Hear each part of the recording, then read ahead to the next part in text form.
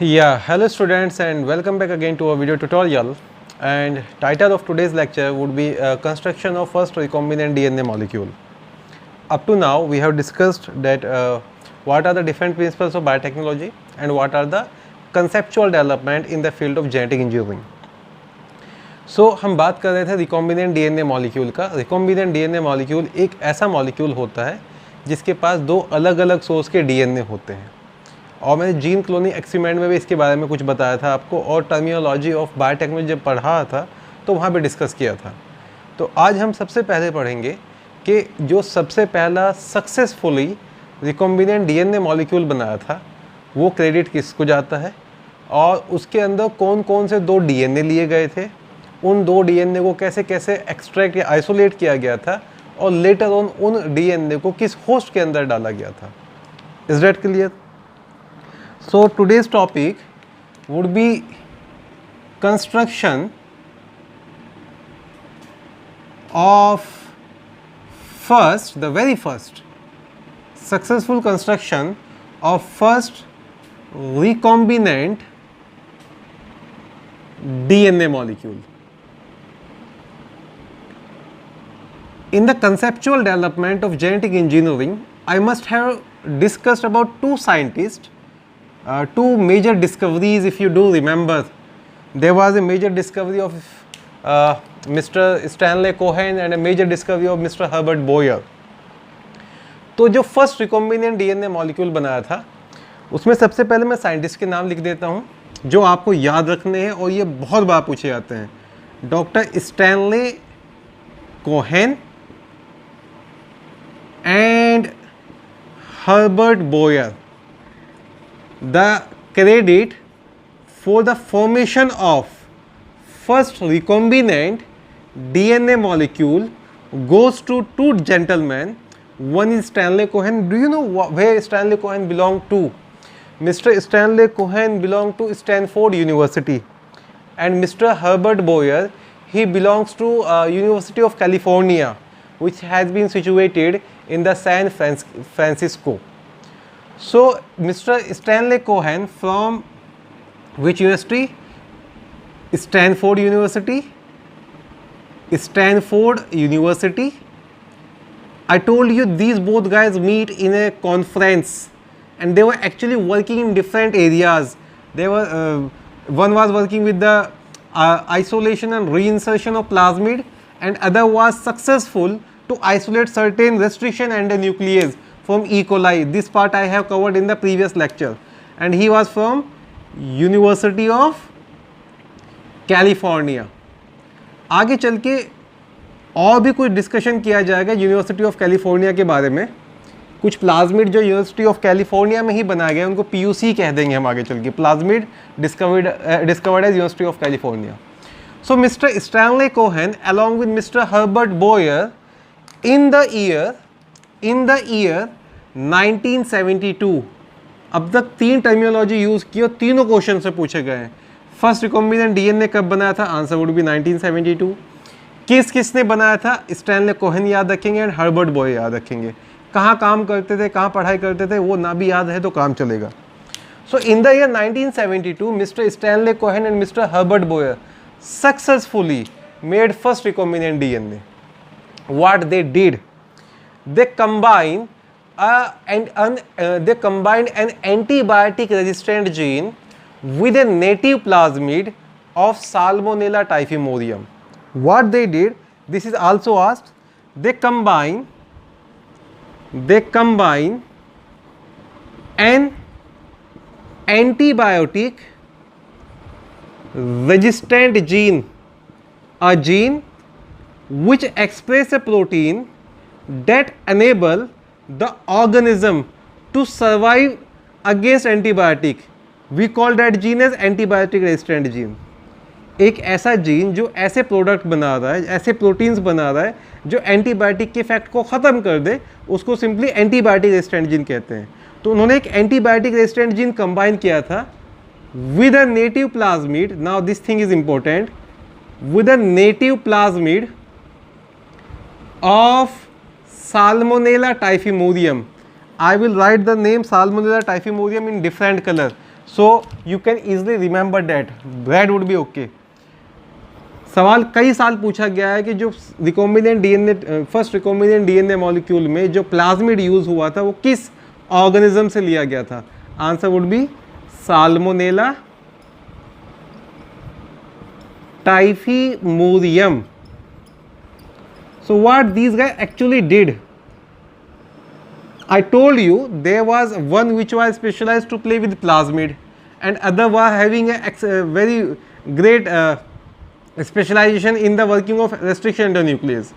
So they isolated a plasmid from Salmonella typhimurium, and with that plasmid they combine an antibiotic resistant gene. So as I told you, recombinant DNA consists of two different DNA from two different sources. There would be one DNA from other source and other DNA from other source. So in year 1972, Dr. Stanley Cohen and Dr. Herbert Boyer successfully combined an antibiotic resistant gene with a native plasmid of Salmonella typhimurium. Is that clear? Now, I will love to mention here that cutting of DNA at a specific location become possible with the discovery of so-called molecular scissor. I am writing it here that cutting of DNA, okay, what DNA is made up of? Nucleotide, molecular biology में पढ़ भी रहे होंगे तो, and you better know, मैंने भी तुम्हें पढ़ा है about those different nucleotides are linked together by a special bond which we call phosphodiester bond. So those enzymes which cut DNA or RNA are referred as to nuclease, and those which work in a very specific way, they cut the DNA at a very specific point. I will be telling you that in the restriction endonuclease they are referred as to restriction endonuclease. तो ये terminology में भी use हुआ था. So cutting of DNA at a specific point become possible at specific points become, एक chart भी बनाऊंगा कैसे कैसे हुआ हुआ है. At specific point become possible by the discovery of, by the use of so-called molecular scissors. And what do you call them? Molecular scissors. What is the other name of molecular scissors or chemical knives or molecular scalpels? Answer is restriction endonuclease. Restriction endonuclease. So चाहे वो gene of interest हो या चाहे वो plasmid हो, दोनों ही restriction endonuclease से cut हुए थे, और मैं आगे बताने वाला हूं कि दोनों को सेम रेस्ट्रिक्शन एंडोन्यूक्लियस से कट किया था और क्यों ऐसा किया था ये भी डिस्कस करेंगे. तो cutting of DNA at specific point become possible by the use of so called molecular scissor which we call restriction endonuclease. जो कट डीएनए है उनको बाद में लाइगेट किया गया होगा by use of special enzymes which are referred as to molecular glue, और उनका नाम होता है DNA ligase. So I will mention linking of plasmid DNA with antibiotic resistant gene become possible with the use of molecular glue or DNA ligase. I am writing it here. Linking of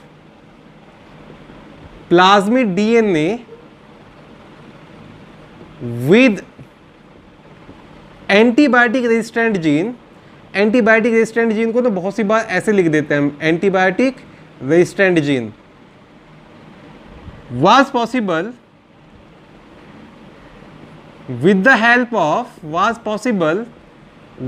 help of molecular glue. And what is the other name of molecular glue? DNA ligase, the molecular glue. इनके बारे में मैंने पहले बता चुका हूं आपको. तो रेस्ट्रिक्शन एंडोन्यूक्लियस से कट के डीएनए लाइगेज से उसको उन्होंने रेस्ट्रिक्शन एंडोन्यूक्लियस से कट करके डीएनए लाइगेज से लाइगेट कर लिया. जो रिजल्टेंट मॉलिक्यूल बना उसको बोला रिकॉम्बिनेंट डीएनए मॉलिक्यूल. ठीक है बेटा.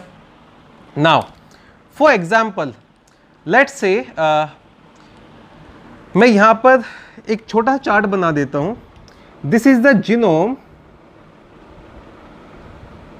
और इस जीनोम के अंदर this special gene, this is the special sequence जो एक्सप्रेस होता है तो एक प्रोडक्ट बनता है, और वो जो प्रोडक्ट है वो एंटीबायोटिक रेजिस्टेंट शो कर रहा है.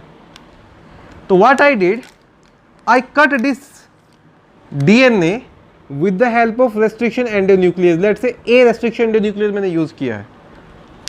उसके बाद दिस इज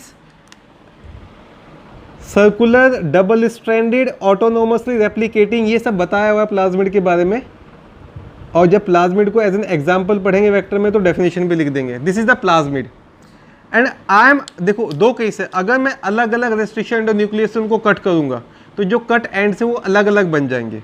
इसका कट एंड अलग होगा, इसका कट एंड अलग होगा, तो दोनों को लाइगेट करने में बड़ा दिक्कत होगा. It is very very very important, it is mandatory to cut both the DNA by same restriction endonuclease. इसको जब रेस्ट्रिक्शन एंडोन्यूक्लियस से कट करेंगे तो what would happen, the resultant would be this part would go like this. For example, after cutting this is one fragment of DNA and this is the other open up fragment of DNA. तो ये cut ends बन गए यहाँ पर बेटा. Similarly यहाँ पर भी ऐसा ही होगा, this part would be like this. Does it make a sense? And this is my gene of interest. And what is my gene of interest? Please say antibiotic resistant gene. So जो antibiotic resistant gene के cut ends होंगे, they would be very very specific to the cut end of these plasmid, and I can ligate this part of DNA, this molecule, to these end with the help of restriction endonuclease, with the help of DNA ligase. So जब मैं DNA ligase use करूँगा तो what would be the resultant? I will be having a molecule. That molecule is having a plasmid DNA. Plasmid DNA is having its own oocyte or origin of replication. तो मैं कह सकता हूँ कि ये खुद से इनिशिएट कर सकता है अपना replication. It is independent of the chromosomal DNA. इसलिए प्लाज्मिड को बोलते हैं autonomically replicating DNA molecule. And by DNA ligase now my gene of interest is also there. तो ये जो ये मॉलिक्यूल बना बेटा, ये बना रिकॉम्बिनेंट DNA मॉलिक्यूल, और लेट्स कॉल इट rDNA. तो जो सबसे पहला रिकॉम्बिनेंट DNA मॉलिक्यूल था उसके अंदर प्लाज्मिड DNA कहाँ से आया था? From the Salmonella typhimurium. और जो जीन ऑफ इंटरेस्ट था साल्मोनेला टाइफिमोरियम के प्लाज्मिड को कहाँ के साथ लिंक किया था? With the antibiotic resistant gene. I hope up to here it make a sense. ठीक है बेटा.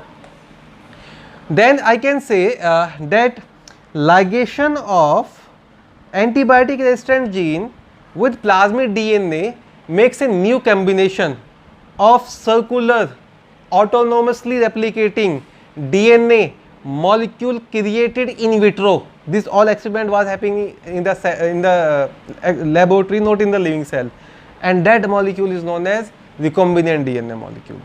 So what is definition of recombinant DNA molecule here? Molecule which is formed from the two different source and it is produced in vitro and is having a autonomously replicating property. अब recombinant DNA molecule को बना के क्या क्या था वो भी बता देता हूँ. This recombinant DNA molecule was being transferred to a very related bacterium which we call E. coli.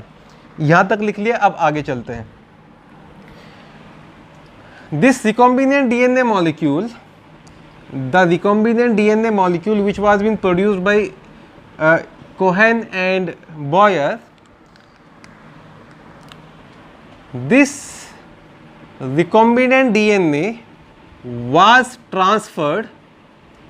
देखो ट्रांसफॉर्मेशन वर्ड बताया हुआ है मैंने, जब भी किसी एलियन डीएनए को या आउटर डीएनए को बैक्टीरिया के अंदर एंटर कराते हैं तो उसको बोलते हैं ट्रांसफॉर्मेशन.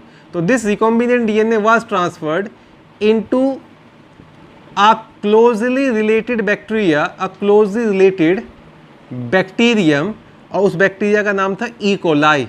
तो जो पहला होस्ट, पहले रिकॉम्बिनेंट डीएनए मॉलिक्यूल के केस में जो होस्ट का काम कर रहा था उस बैक्टीरिया का नाम था इशरिशिया coli. So this recombinant DNA molecule was then transferred into a closely related bacterium which we call E. coli. Okay, for example, this is our E. coli here. Gene cloning में बताया हुआ, this is the genetic material of E. coli, and here is our recombinant DNA molecule. Let's make it double stranded and let's make it like this. So you can remember this recombinant DNA molecule is having DNA from two source. Is that clear?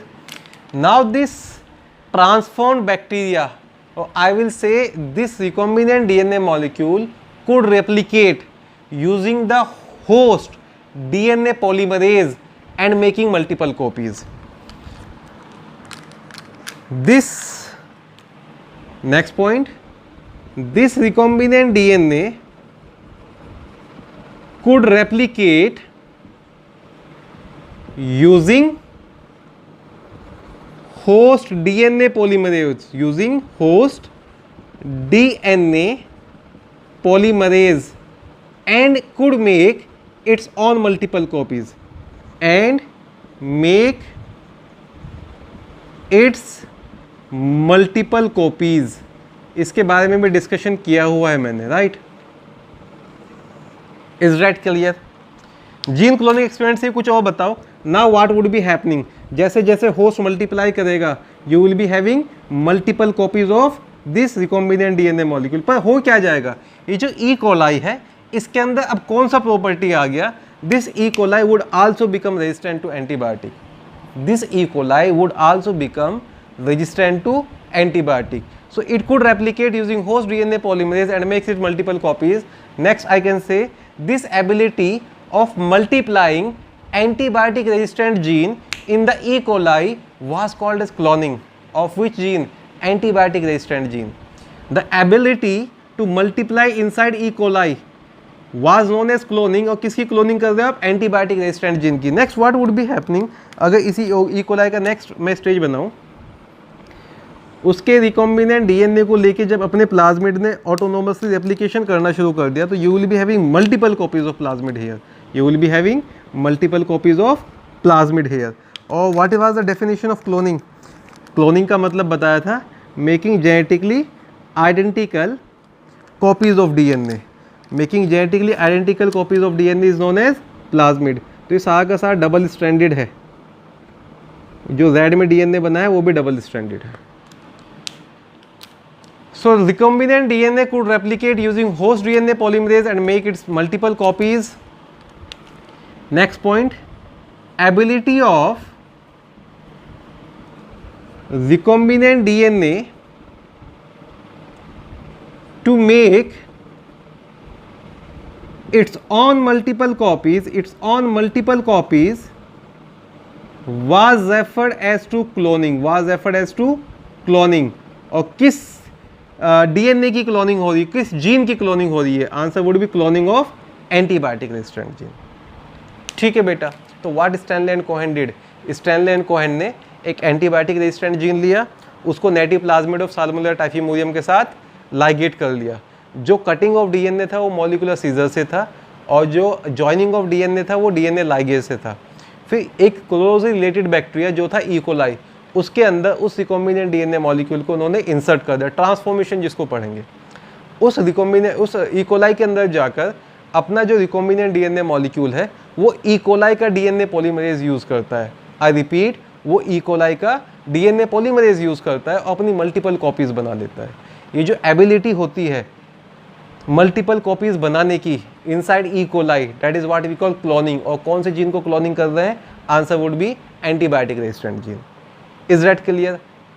See, later on, mister Stanley and Cohen, अगर मैं एक चीज़ और बताऊँ, ये जितना भी काम कर रहे हैं ये ना जो पॉल बर्ग थे उनके एक्सपेरिमेंट को थोड़ा एडवांस कर रहे हैं. पॉल बर्ग साहब ने क्या किया था, सिमेनियन वायरस 40 को एंटर कराया था inside a bacterial cell using bacteriophage as a vector. If you remember that thing. अब इन्होंने क्या किया है, इन्होंने रिकॉम्बिनेंट डीएनए मॉलिक्यूल को एंटर कराया इनसाइड द होस्ट. तो अगर सवाल पूछा जाए कि जो कोहेन एंड बॉयर का एक्सपेरिमेंट था 1972 में, उसका क्या एडवांसमेंट था over the experiment of Paul Berg, तो एक सिंपल सा आंसर हो जाएगा कि जो कोहेन एंड बॉयर थे उन्होंने रिकॉम्बिनेंट डीएनए यूज़ किया था. Is that clear? फिर मैं बताया था आपको कि जो कोहेन एंड बॉयर है उन्होंने फिर अलग अलग बेसिक रिकॉम्बिनेंट टेक्नोलॉजी के जो है एक्सपेरिमेंट यूज़ किए. उन्होंने जो है जीनोपस का नाम सुना है आपने? टोड पढ़ाया था मैं क्लास 11th में. जीनोपस से कुछ जीन उन्होंने आइसोलेट किए और उनको ई. कोलाई के अंदर एंटर किया था. एंड दे फाइंड आउट कि generation to generation E. Coli के अंदर वो जीन जो है वो एक्सप्रेस हो रहा है. तो that was the about formation of first recombinant DNA molecule. So I can say here that there are 3 basic steps in modifying, in genetically modifying an organism. Question पूछा गया था एक साल, this is for boards actually, but still I will cover that part. What are the 3 basic steps in making a genetically modified organism. तो मैं 3 basic steps भी यहाँ लिख देता हूँ। It is worth mentioning here, thus 3 basic steps, thus 3 basic steps in formation of a genetically modified organism is genetically modified organism is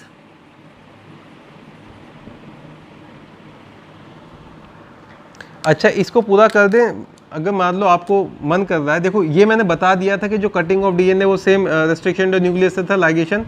then जैसे जैसे bacteria multiply करेगा, उस सब बैक्टीरिया की जो जनरेशन होंगी उसके अंदर आपको सारा का सारा अपना जीन ऑफ इंटरेस्ट मिलता रहेगा। There is no fun in telling. Okay, going back on the 3 steps. So 3 steps in formation of genetically modified organism is, हाँ जी, क्या समझ में आया? What should be the first step? What should be the first step in formation of a genetically modified organism? Do you guys get an answer? The first step should be introduction of DNA, and that DNA which is having our desirable gene. तो first step जो आपने पढ़ा और जो अब तक आप समझ पाए हो, that is introduction of DNA with desirable gene. Introduction of DNA with desirable gene. Okay, next step. Yes, I am waiting कि आप कुछ अपने मन में ही आंसर कर रहे हो, पर कुछ तो आंसर कर रहे होंगे। What should be the next step? जो भी आपके पास होस्ट है उसके अंदर इस डीएनए को इंट्रोड्यूस कीजिए। Second was transformation, if you do remember. Second would B, जो भी डिज़ायरेबल जीन है उसको आप वेक्टर के साथ लगा के, ऑटोनोमसली रेप्लिकेटिंग प्लाज्मिड के साथ लगा के, कुछ भी करके मॉडिफाई करके होस्ट के अंदर एंटर कीजिए।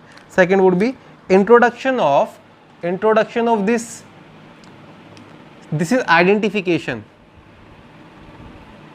Not introduction, this should be identification.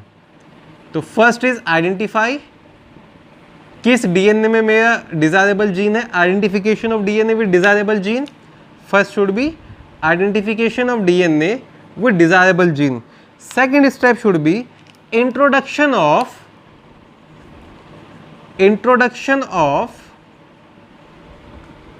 desired gene into a competent host। See competent क्यों वर्ड यूज कर रहा हूं मैं? ऐसा ना हो कि वो होस्ट जो है वो आपके डीएनए वगैरह को ख़त्म ही कर दे। ऐसा ना हो कि उस होस्ट को वो डीएनए इतना ज़्यादा एलियन लगे कि उसके एंजाइम्स वगैरह ये ख़त्म ही कर दे आपके डीएनए को। तो ऑटोनोमस रेप्लिकेटिंग तो छोड़ो, कुछ देर के बाद आपका डीएनए ही ख़त्म हो गया। तो क्या फ़ायदा हुआ ऐसे होस्ट को जेनेटिकली मॉडिफाई करके? क्या फ़ायदा हुआ ऐसे होस्ट को जेनेटिकली मॉडिफाई करके? तो कॉम्पिटेंट होस्ट होना चाहिए जिसके अंदर फॉर एग्जांपल, पहला चीज़ तो ये कि वो जो होस्ट है उसके अंदर ना ये वाला जो भी जीन का प्रोटीन है वो नहीं बन रहा हो। फॉर एग्जांपल, आपने इंसुलिन के लिए काम कर रहे हैं, आपका जीन ऑफ इंटरेस्ट क्या है? इंसुलिन। अब आपने इंसुलिन के जीन को, आप इंसुलिन प्रोटीन बनाना चाहते हैं, आपने एक ऐसे होस्ट के अंदर उसको एंटर कर दिया जो पहले से अपना इंसुलिन बनाता है। तो आपको पता कैसे चलेगा कि वो आपका रिकॉम्बिनेंट डीएनए वाला इंसुलिन बन रहा है या उसका इंसुलिन बन रहा है? तो हमेशा इसको बोलते हैं होमोलोगस होस्ट। हमेशा ऐसा होस्ट सेलेक्ट करें जो वो प्रोटीन ना बनाता हो जो आपका जीन ऑफ इंटरेस्ट बनाता है। ऐसे होस्ट के लिए आगे वर्ड यूज़ करेंगे हेटेरोलोगस होस्ट। तो जैसे इकोलाई वगैरह नहीं बनाता है इंसुलिन, तो मैं इंसुलिन के लिए इकोलाई को यूज़ कर सकता हूँ।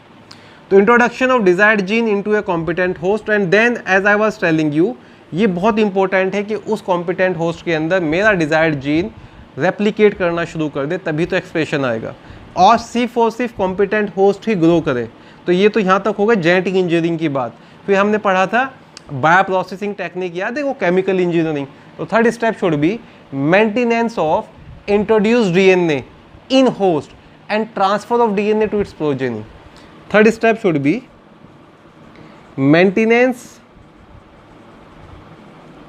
of host, maintenance of desired DNA into host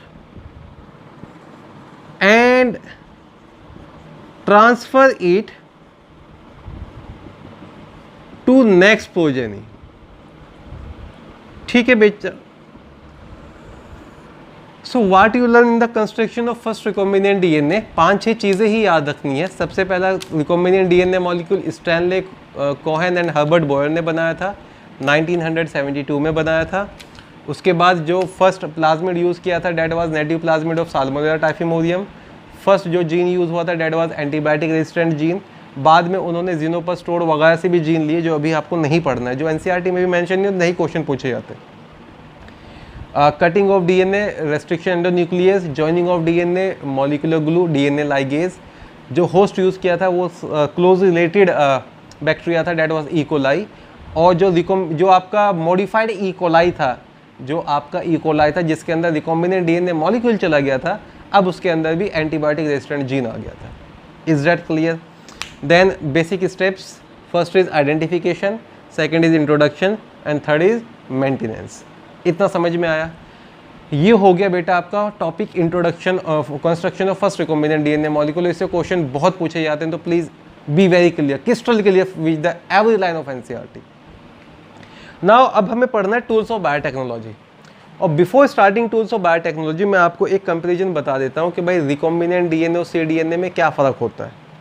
एक चार्ट बना के 2-3 फ़र्क फिर से मैं रिवाइज करूँ, क्योंकि टर्मिनोलॉजी ना बहुत क्वेश्चन गलत कराती है. और फिर छोटा सा टॉपिक बता दूंगा सीडीएनए लाइब्रेरी का, और मार्कर्स वगैरह के बारे में बता दूंगा. Then I am going to start tools of biotechnology. ठीक है, तो late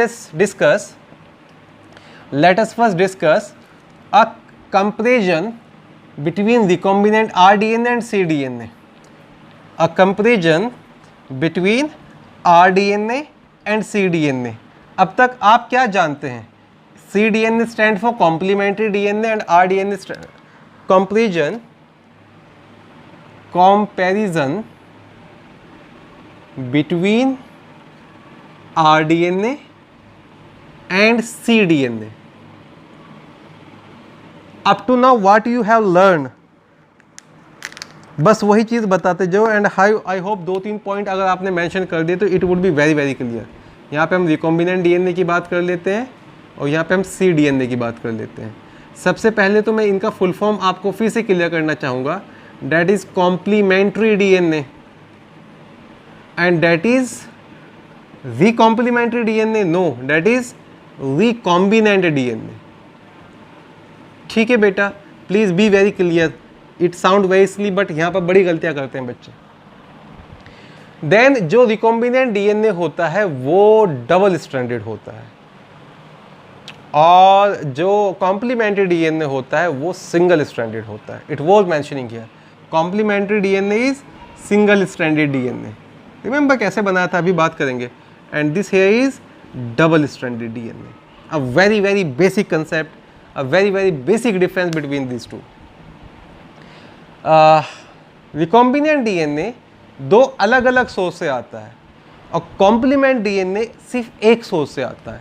complement DNA is from single source and recombinant DNA is from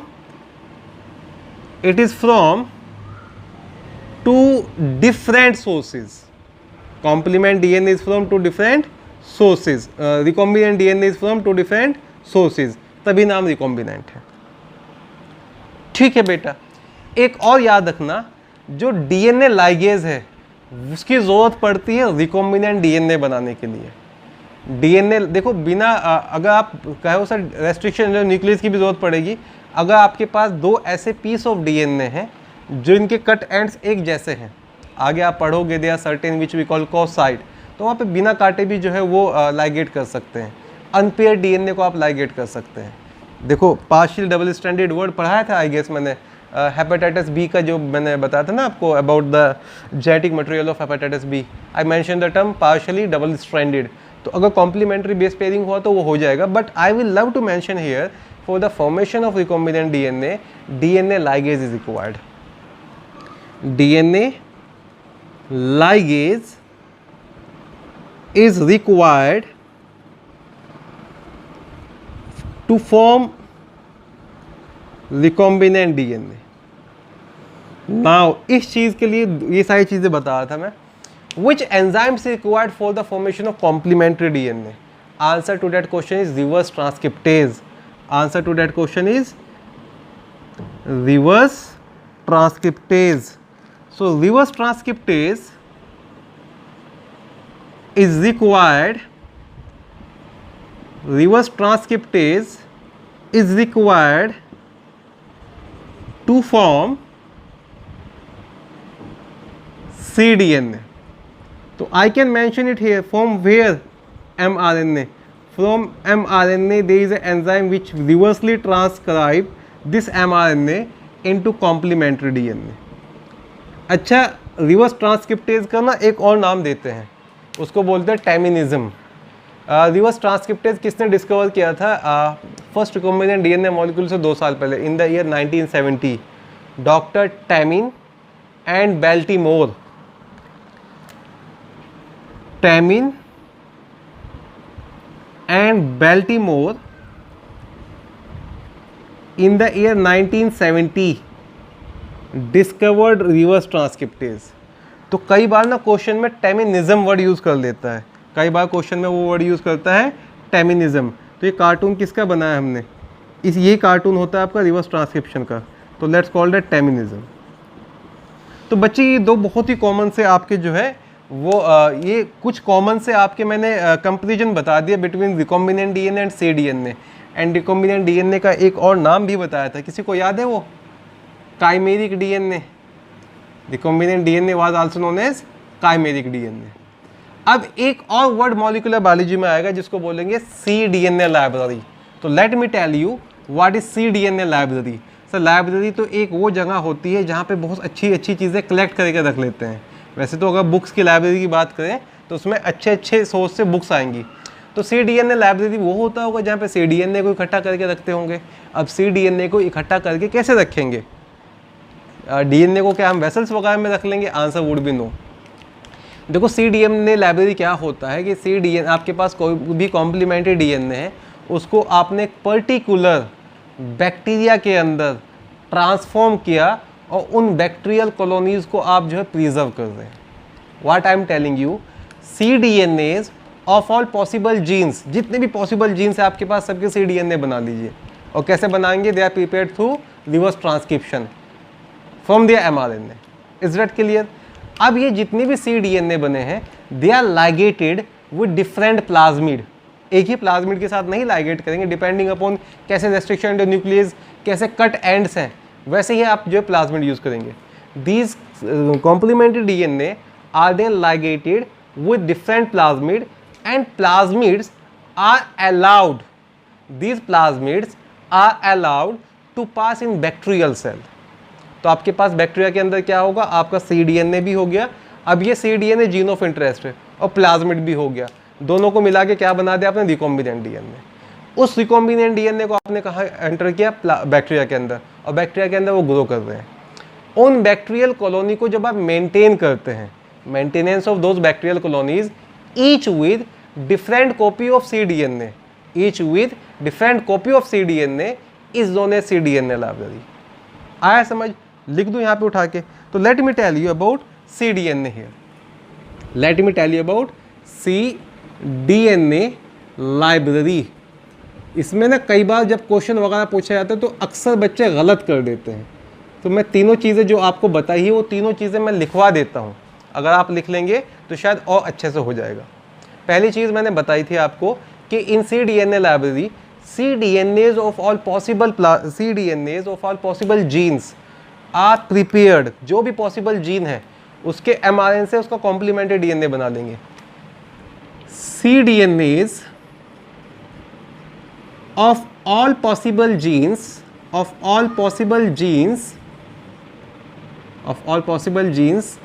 are prepared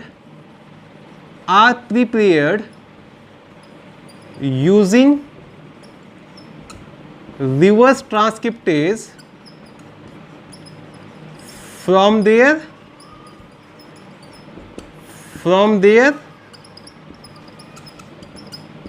mRNAs। पहला पॉइंट इज क्लियर। कि जितने भी आपके पास पॉसिबल जीन्स हैं उनके mRNA से आपने cDNA बना लिया, ठीक है। अब बनाने के बाद क्या होगा, इन कॉम्प्लीमेंट्री डीएनए को आप अलग अलग प्लाज्मिड के साथ लाइगेट करते हैं। Second point should be that these cDNAs are ligated with different plasmids, और लेट मी मेंशन हियर, अब ये रिकॉम्बिनेंट डीएनए बन जाएंगे। लाइगेशन किसके हेल्प से करेंगे, रिवर्स लाइगेशन किसके हेल्प से करेंगे, डीएनए लाइगेज की। नाउ जो डेफिनेशन लिखने वाला हूँ वो डेफिनेशन होगी cDNA लाइब्रेरी की। मेंटेनेंस ऑफ, जो डेफिनेशन में लिखने वाला हूँ that definition would be of cDNA library. जो भी आपके पास नहीं, now this plasmid should be entered in the bacteria, फिर मेंटेनेंस वाली बात करेंगे, ठीक है। Plasmid with cDNAs is introduced in host, और यहां पे मैं क्या होस्ट यूज कर रहा हूं, बैक्टीरिया। तो ये तो तीन बेसिक से स्टेटमेंट बता दी। अब जो डेफिनेशन होगा that would be the definition of cDNA library. तो cDNA लाइब्रेरी का मतलब होता है maintenance of bacterial colonies each with different cDNA, maintenance of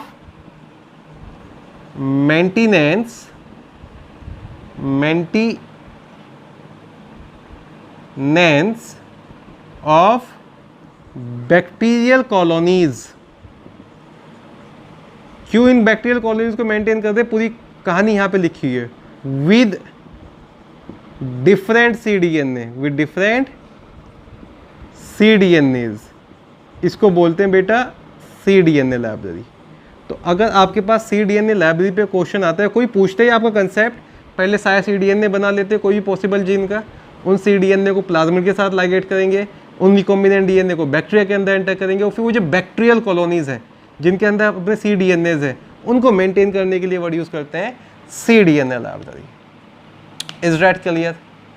next, now the last part of this lecture, जो tools of recombinant DNA technology, उसका lecture हम कल ही शुरू करेंगे, ठीक है, ताकि हम टूल्स पढ़ते चले जाएं। टूल से पहले एक चीज़ और बता देता हूँ। Let me give you the concept of marker gene. Marker gene क्या होगा सर, अगर आपके मार्कर के अंदर एक डीएनए हम ऐड करते हैं तो उसको मार्कर जीन कहेंगे? नो, देखो मार्कर का मतलब होता है आइडेंटिफिकेशन टैग। एक ऐसा जीन अपने न्यूक्लियर बायोलॉजी का मतलब वो बायोलॉजी जिसमें न्यूक्लियस की स्टडी होती है, वो न्यूक्लियर बायोलॉजी नहीं, ये मॉलिक्यूलर बायोलॉजी बोल देता हूँ मैं। जब जीन की बात करें तो we should be using the term nuclear biology. A gene in nuclear biology for determining if a nucleic acid sequence has been successfully inserted into DNA of an organism. किसी भी ऑर्गेनिज्म के DNA में अगर आपने एक और DNA enter कर दिया है और उसका पता करने के लिए जो जीन यूज़ करते हैं उसको बोलते हैं marker gene.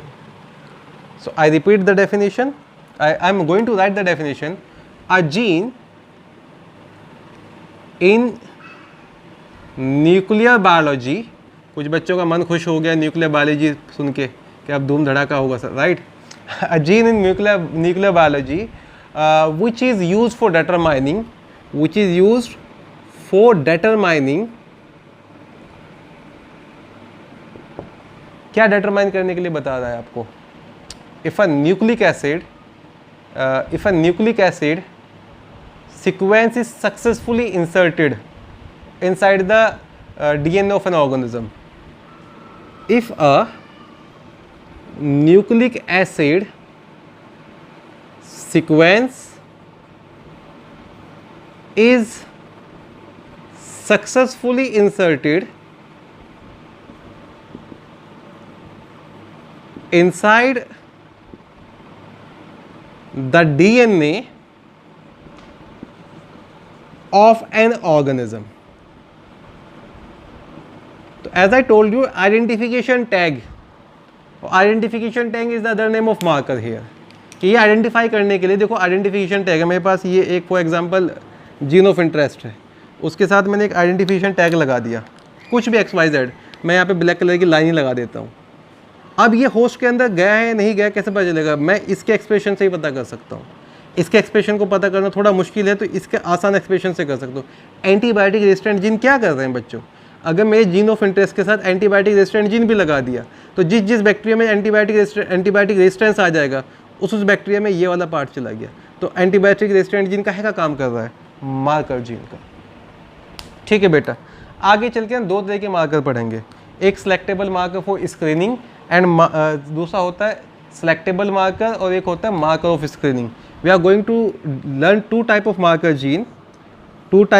Gene, one is selectable marker और सिलेक्टेबल मार्कर में जनरली पढ़ेंगे हम antibiotic resistant gene. One is selectable marker जिसके अंदर पढ़ने वाले हैं antibiotic resistant gene, ampicillin resistant gene, tetracycline resistant gene, kanamycin resistant gene, chloramphenicol resistant gene. और दूसरा होगा marker for screening, second would B marker for screening.